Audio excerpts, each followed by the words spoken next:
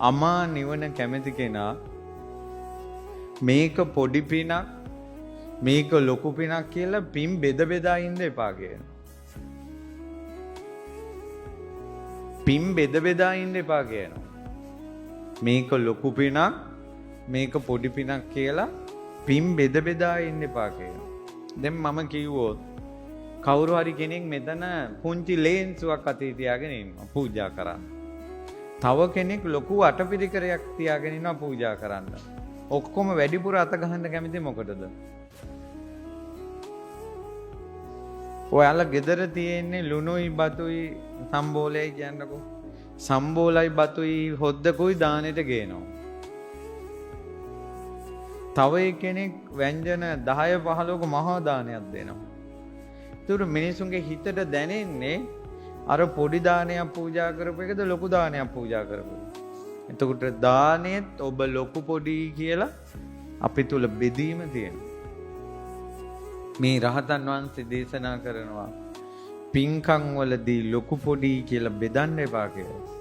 ප්‍රිය ආයුෂ්මතුනි මම බුදුරජාණන් වහන්සේ සිහි කරගෙන අතීතේ හැදුවේ රත්තරන්ින් සෑයක් නෙවෙයි. ගඩොලින් සෑයක් නෙවෙයි. ගල් පාසානෙන් සෑයක් නෙවෙයි මං හැදුවේ. මං හැදුවේ දෝත එකතු කරලා වැලි වලින් සෑයක්. ඒ වැලි සෑය ඔයාලා කියන්නේ පේසාවල්ලු 3 වෙන් කළා, හතරස් කොටුව වෙන් කළා, කොත් කැරල්ල වෙන් කළා එහෙම තිබ්බද? අමා මහ නිවන් දකින්න කැමති කෙනා චේතනාව බලවත් කරගෙන පොඩි පින හෝ ලොකු පින හෝ Tamanට කරන්න පුළුවන් පින කරන්න කියනවා. ඒකට ලස්සන උපමාව ඒ රහතන් වහන්සේ දේශනා කරනවා. ඒ රහතන් වහන්සේ දේශනා කරනවා මොහොතට වැටුණ මිනිස්සේ මොහොතේ ගිලෙන්නේ නැති වෙන්න පුංචි ලෑල්ලක හරි එල්ලෙන්න ඕන කියනවා.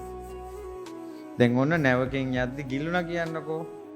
පොඩි කොටයක් හරි ලෑල්ලක හරි එයා ඉල්ලිලා ගිලෙන්නේ නැති වෙන්න මේකේ ඉඳගෙන ඒ කියන්නේ මේකේ ඉල්ලිලා ඊතර වෙන්න වීරිය කරන්න ඕන. තුරු කවදා හරි බැරිද මෙයාට මේ ලෑල්ල ඉල්ලිලා ඊතර වෙන්න?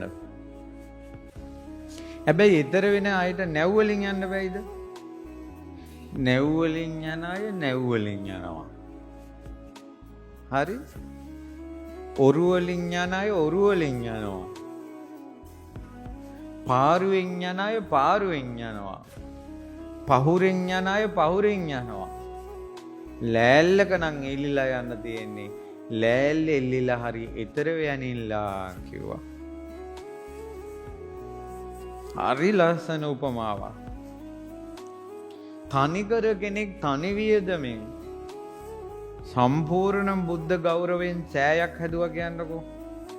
එයා නැවෙන් ඊතර වෙන කෙනෙක් නම් ඔය සෑයට වැලි ටිකක් හරි පුදලා ඔබත් ලෑල්ලක හරි එල්ලිලා ඊතර වෙන්න. මං කියනවා තේරෙනවද දන්නේ? මේස පුරුවල කවුරු හරි දානයක් දීලා බුද්ධ ගෞරවයෙන් සංඝ ගෞරවයෙන් එයා ඊතර වෙනවා නම් එයා යන්නේ නැවකින් නම් ඊතර වෙන්න. ඔබට පුළුවන් කෙසෙල් ලැබරියක් පූජා කරන්න නම් වතුර චුට්ටක් පූජා කරන්න නම් ඒක හරි පූජා කළා ලෑල්ලක හරි එල්ලිලා ඊතර වෙන්න. තව කාරණාවක් තියෙනවා මේ උපමාවේ. මොහොතට වැටිච්ච මිනිස්සයා අර ලෑල්ල එල්ලුණාට පස්සේ යාට ඊළඟ සංඥාව එන්න ඕනේ මොකද්ද? මම දැන් ඊතර වෙන්න ඕන මේකේ එල්ලිලා ගිලෙන්නේ නැතුව ඊතර වෙන්න ඕන කියලා. ඒ නිසා ඔබ කරන පින පොඩි හෝ වේවා ලොකු හෝ වේවා ඔබගේ ඔළුවේ තියෙන්න ඕන අදහසක් මේ පින්බලෙන් මම සසරෙන් ඊතර වේවා කියන අදහස. දැන් ඔරුවක කෙනෙක් නැගලා ඉන්නවා. එයාට යන්න දිශාවක් නැහැ. එයා උත්සාහ කරන්නේ නැහැ, වීරිය නැහැ. එයා වතුරේ පාවෙන බව හැබැයි ඊතර වෙන්නේ නැහැ. පාරුවක කෙනෙක් නැගලා ඉන්නවා.